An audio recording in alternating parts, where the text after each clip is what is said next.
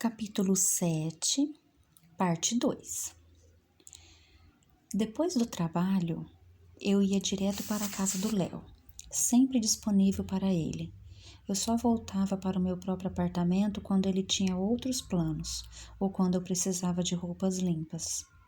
Nas raras noites em que ficávamos separados, às vezes eu saía com a Margot e nosso grupo de amigos, mas na verdade eu preferia ficar em casa, sonhando com o Léo ou planejando nossa próxima aventura juntos, ou gravando fitas cassete com músicas que pareciam bacanas o suficiente, inteligentes o suficiente, profundas o suficiente para o meu namorado bacana, inteligente e profundo. Eu queria tanto agradar o Léo, impressioná-lo, ter certeza de que ele precisava de mim e me amava da mesma forma como eu precisava dele e o amava. No começo parecia dar certo. Léo estava tão comprometido quanto eu, só menos meloso por ser homem. Ele também nunca abandonou o trabalho, como eu fiz, mas ele também era mais velho e tinha carreira mais estabilizada, com encomendas de matérias importantes e prazos apertados. Contudo, ele me incluiu em sua vida profissional, permitindo que eu acompanhasse em suas entrevistas ou me levando ao escritório nos fins de semana, onde eu organizava seus arquivos ou ficava vendo ele redigir suas matérias, ou era seduzida em cima da mesa dele. E ele parecia tão disposto quanto eu a dar o cano nos amigos e na família para ficarmos sozinhos. Por meses, as coisas permaneceram assim, como se encantadas, mágicas. Nós não cansávamos de conversar. Nossas despedidas pelo telefone ou pessoalmente sempre se arrastavam, como se estivéssemos nos vendo ou conversando pela última vez. Nós sacrificávamos o sono para conversar, fazendo 1 milhão de perguntas um sobre o outro e nossos respectivos passados, detalhes triviais da infância. Um sinal evidente de se estar apaixonado, para não dizer obcecado. Léo até pegou uma foto minha banguela aos 6 anos de um álbum no meu quarto e a pregou no quadro de avisos da cozinha dele, junto com suas notas e lembretes, dizendo que era a coisa mais linda do mundo. Eu me abri de corpo e alma para ele. Nada meu era privado, todos os meus mecanismos de defesa estavam desativados. Expus todas as minhas inseguranças, desde as coisas mais insignificantes e embaraçosas, como o fato de eu odiar os meus joelhos, até assuntos íntimos sobre como eu às vezes me sentia deslocada perto da Margot e de outros de nossos amigos ricos e viajados. E mais importante ainda, contei a ele sobre minha mãe, incluindo todos os detalhes de sua morte que eu nunca havia contado a ninguém. Como ela havia ficado tão fraca que lembrava imagens do Holocausto, a vez em que vi meu pai desobstruir a garganta dela com as próprias mãos, em uma noite em que ela literalmente não conseguia respirar. Uma imagem que continua a me assombrar até hoje. E que cheguei ao ponto de rezar de verdade para que tudo acabasse de uma vez, e para que não apenas ela fosse poupada do sofrimento, mas todos os doentes do sanatório, para que a nossa casa ficasse finalmente livre do cheiro da doença e o nosso pai pudesse parar de se preocupar com os detalhes do funeral, escondendo sua agenda toda vez que eu entrava no quarto. E por fim, como eu me senti terrivelmente culpada quando a hora dela finalmente chegou, quase como se eu tivesse apressado sua morte.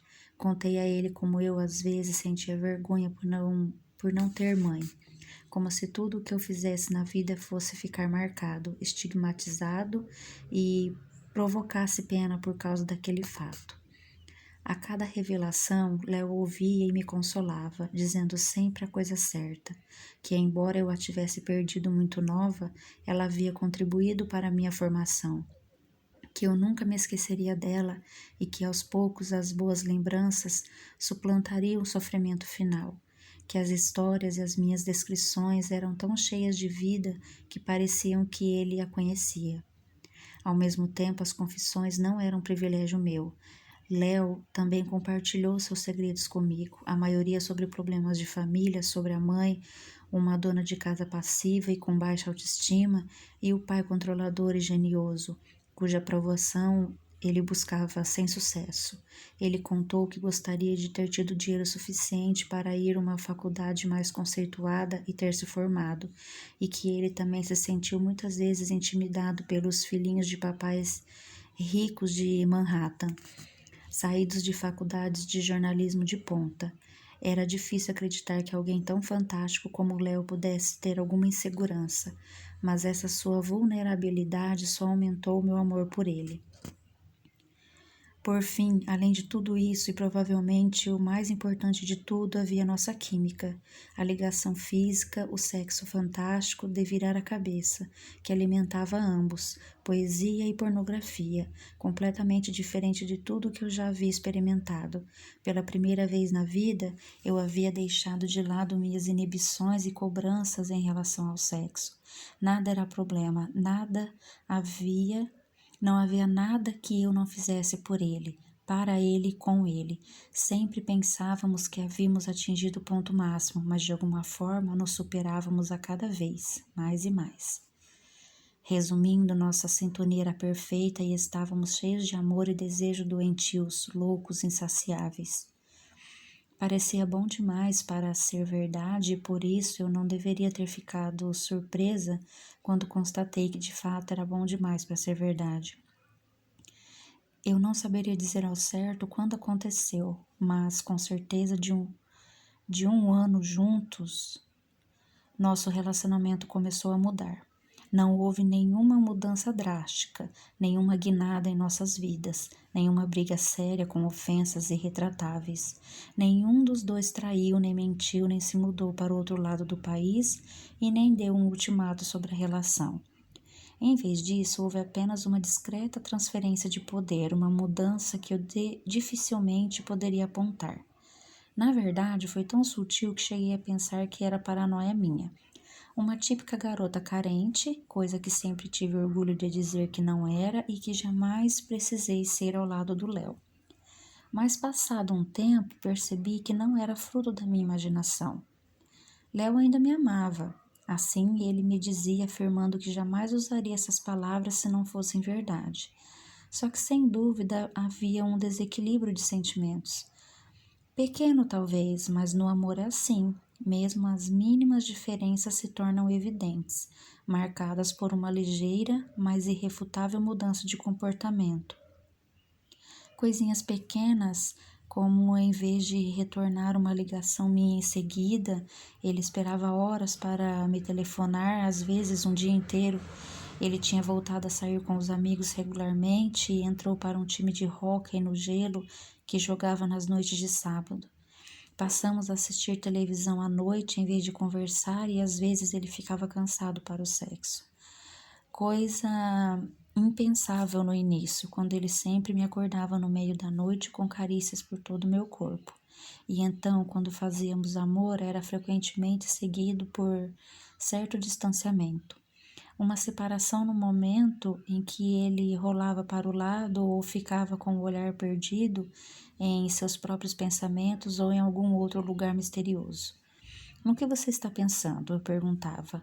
Um chavão nosso que o outro costumava responder com riqueza de detalhes, mas que naquele momento parecia colocá-lo na berlinda. Nada, ele sapecava. Nada, eu retrucava, imaginando que isso era uma coisa impossível. Ninguém fica sem pensar em nada. Sim, Ellen, nada. Ele não respondia, enquanto eu, desconfiada, percebia que ele não havia me chamado pela forma carinhosa, Ellie. Às vezes eu simplesmente não penso em nada. Tudo bem, eu respondia, determinada a lhe dar espaço ou parecer legal, mas na verdade inquieta, eu analisava persistentemente cada um dos seus movimentos, especulando sobre o que haveria de errado. Será que eu o enervava ou estava muito longe do ideal dele? Será que ele ainda gostava da ex-namorada, uma artista plástica israelense, 6 anos mais velha que ele, ou seja, 12 anos mais experiente que eu? Será que ela era melhor de cama que eu? Será que o seu amor por ela foi tão maior que o amor que ele tinha por mim? E o mais importante, será que ele ainda me amava como antes? No começo, essas perguntas eram só conjecturas, mas aos poucos elas ganharam vida. Algumas vezes, no momento de uma discussão ou quando, frustrada, eu caía no choro, eu exigia certezas, disparava perguntas ou confrontava e iniciava brigas sobre tudo e sobre nada. Uma noite, quando estava sozinha no apartamento dele, cheguei a remexer suas gavetas e li algumas páginas de seu diário, um caderno sagrado recheado de cartões e de recortes, fotos e pensamentos. Um caderno que ele carregava por toda parte e que despertava a minha paixão toda vez que ele o abria. O que eu fiz foi um erro, mas não por conta do que eu pensava ou deixava de pensar, e sim pela horrível sensação de vazio e de pensar que eu senti depois. Um verdadeiro turbilhão de sentimentos. Eu havia me tornado aquele tipo de garota e nós nos tornamos aquele tipo de casal. Tentei tirar isso da minha cabeça e seguir adiante, mas não conseguia superar o que eu havia feito, o que ele havia me levado a fazer. Por isso, alguns dias mais tarde, não aguentei e confessei. Começamos então uma briga explosiva, que culminou com ele admitindo que não se achava capaz de assumir um compromisso permanente, nem comigo, nem com ninguém. Por que não? Eu indaguei, devastada e frustrada. Casamento não é minha praia, ele respondeu. Como não? Insisti, sempre pressionando, querendo mais e mais. Ele suspirou e disse que o casamento não passava de um contrato entre duas pessoas e que contratos só são necessários quando um não confia no outro. E pior, jogou toda a culpa em mim ao alegar que eu claramente não confiava nele. Eu me desculpei aos prantos e argumentei que acreditava nele. Sim, e não sabia o que havia dado em mim. Disse que não me importava com o casamento, só queria ficar com ele para sempre. A expressão dele então se fechou e ele foi taxativo. Eu tenho 29 anos, ainda é cedo para pensar em para sempre. Tudo bem, disse eu, extremamente resignada. Me desculpa. Léo assentiu com a cabeça. Certo, vamos deixar isso para lá, tá bom? Eu fiz que sim, fazendo de conta que estava conformada. Minutos depois fizemos amor e eu procurei me convencer de que tudo ficaria bem. Nós só estávamos atravessando uma fase difícil, umas pedras no caminho e eu precisava ser paciente, nadar com a correnteza, tirar proveito do prejuízo. Lembrei a mim mesma que o amor muitas vezes gera um confronto de interesses e que com força de vontade eu resolveria todos os problemas, amando Léo bastante por nós dois. Mas alguns dias depois tivemos a nossa briga derradeira, cuja dramaticidade refletia a ocasião. Era a véspera do novo milênio. A véspera do ano novo é uma noite de amadores. Léo vinha insistindo nisso por semanas. Toda vez que eu implorava para ele me acompanhar a uma festa, para cumprir uma promessa a Margot. Você sabe que eu odeio essas coisas. E essa história de ano 2000 é insuportável. É só um ano como outro qualquer, concluiu ele, irredutível. Vamos, por favor, insistir, é importante para Margot. Então ela que festeje. É importante para mim. Bem, ficar em casa é importante para mim, ele argumentou. Tentei mudar de estratégia, implorando. A gente fica só um pouquinho, uma hora ou duas. Depois voltamos juntos para casa. Vamos ver. Ele finalmente cedeu um pouco, mas essa era uma resposta que praticamente significava um não.